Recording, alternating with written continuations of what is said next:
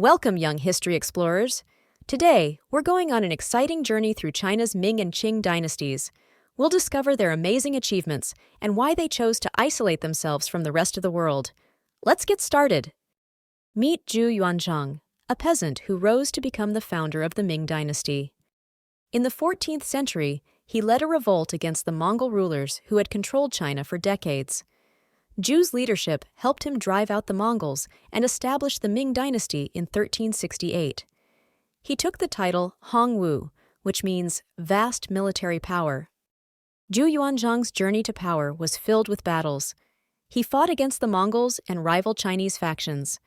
By 1368, he had unified China under the Ming dynasty, with Nanjing as the capital. Under the Ming dynasty, China experienced great economic growth.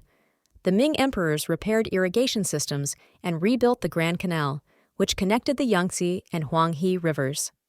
This allowed crops to be transported more efficiently, leading to bountiful rice harvests and the growth of market towns.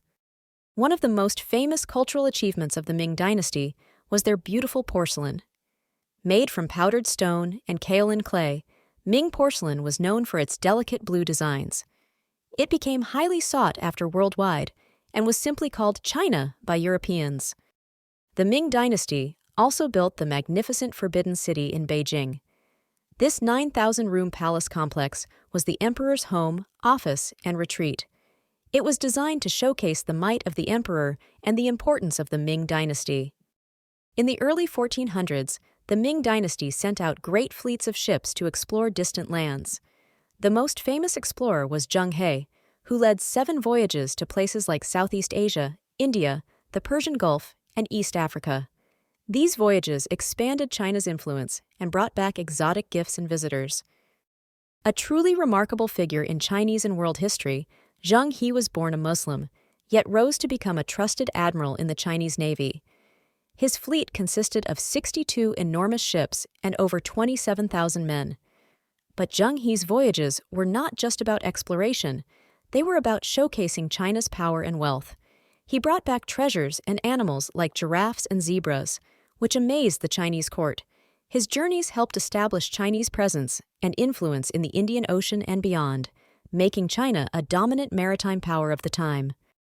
Despite these explorations, the Ming dynasty eventually adopted a policy of isolation. They rebuilt and strengthened the Great Wall to protect against northern invaders and limited foreign trade to a few port cities. This isolationist policy continued into the Qing dynasty. The Great Wall of China is one of the most iconic symbols of Chinese history.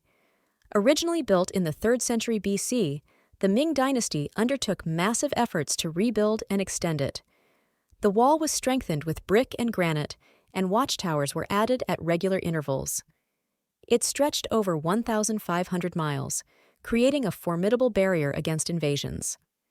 The Great Wall was not just a military defense, it symbolized the Ming dynasty's desire to protect and isolate China from external influences.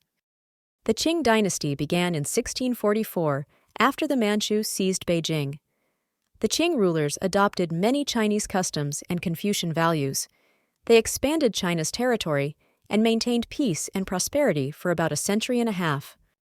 However, the isolationist policies of the Ming and Qing dynasties had long-term consequences. While China remained isolated, Europe made significant advancements in science and technology. This eventually led to challenges for China in the 19th century. The Ming and Qing dynasties left a lasting legacy with their cultural achievements and unique policies. From the beautiful porcelain to the grand Forbidden City, their contributions to art, architecture, and governance are still admired today.